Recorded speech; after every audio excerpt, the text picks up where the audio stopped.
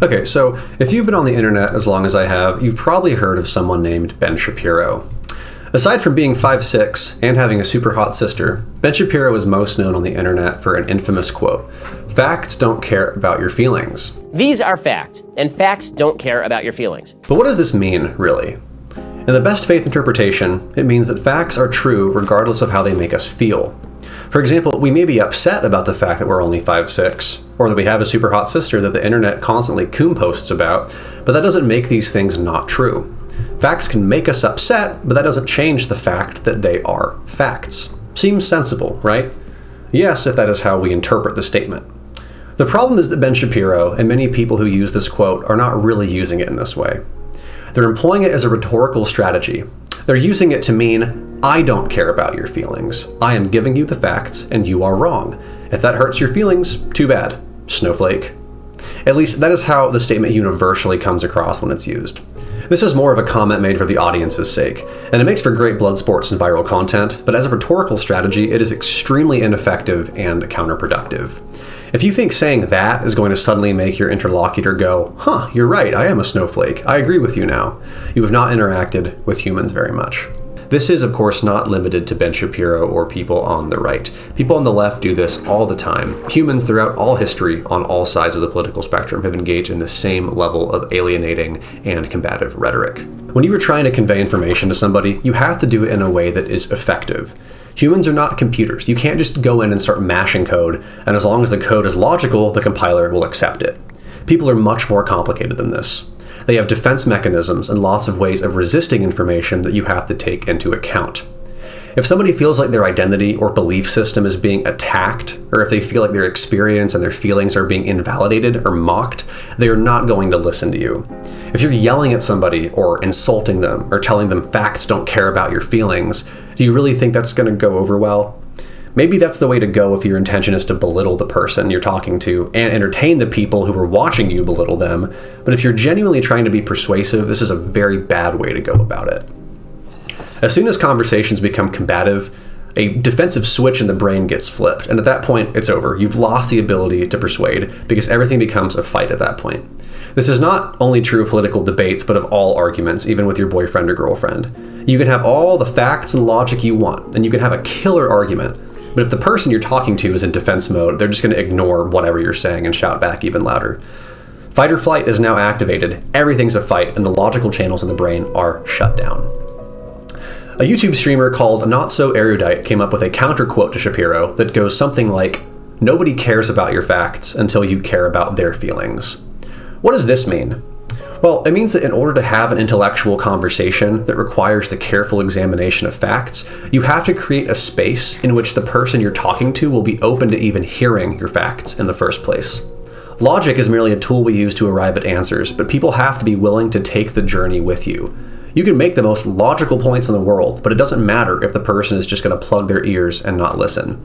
It's very hard to ride in a car with somebody who's trying to grab the wheel and steer the car into a ditch. Conversations are journeys, and they must be cooperative. When you're debating somebody, you want to make them feel like you understand them and that you care about their experience and their feelings. You need to connect with them on a human level before there exists any possibility that you'll be able to connect with them on an intellectual one. If you want someone to actually consider the things you have to say, you want to validate and then expand their worldview, not invalidate their worldview and take it away.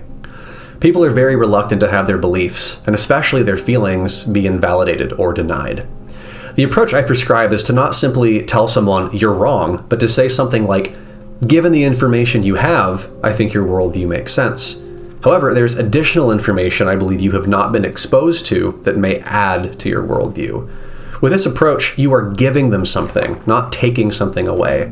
I believe this is the approach we must take with debate, as this makes people much more willing to listen and engage with our points. The human brain is very good at shutting out or ignoring information it does not want to hear. Logic is merely a tool we can use to get from premises to conclusions, but people can simply choose to ignore these premises and not ever do anything with them. Even if you break through to somebody with information that makes them feel threatened and force them to acknowledge it, the chances they will shut this information out and revert back to their previous state later is pretty high. This happens in therapy all the time. If the brain is not ready or willing to integrate new information into its schema, it simply won't. The person has to genuinely want to know certain things, and they have to want to take the time after a conversation to think about what was said and to voluntarily spend their personal time investigating your claims and wrestling with these difficult concepts on their own. Having one's mind changed can feel like the rug is getting pulled out from under their feet. It might not seem like a big deal at first glance, but this is a genuinely traumatic process for many people. For this reason, it is also a very easy process to avoid. People are very good at repressing emotionally painful events and simply avoiding them, sometimes for their entire lives. The same is true for intellectual issues.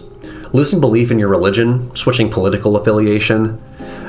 Sometimes you're not just asking people to change their opinions. To you, it may just be an intellectual exercise. But to them, this might mean shifting their entire identity.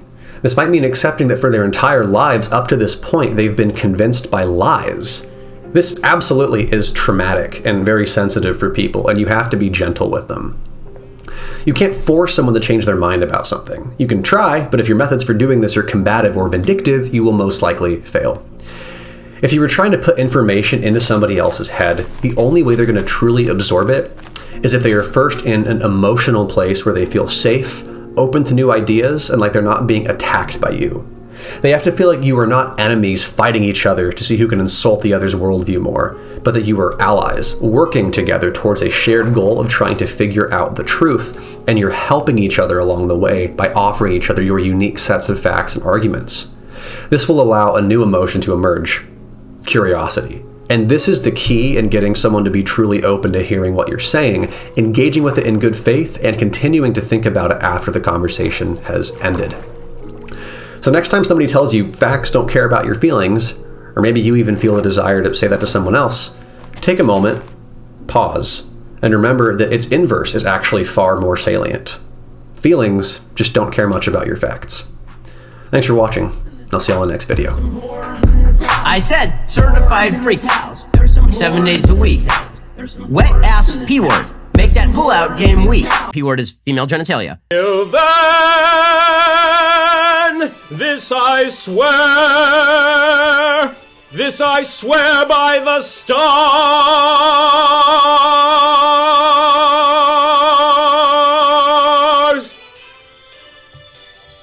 Well, I hope that answered your question.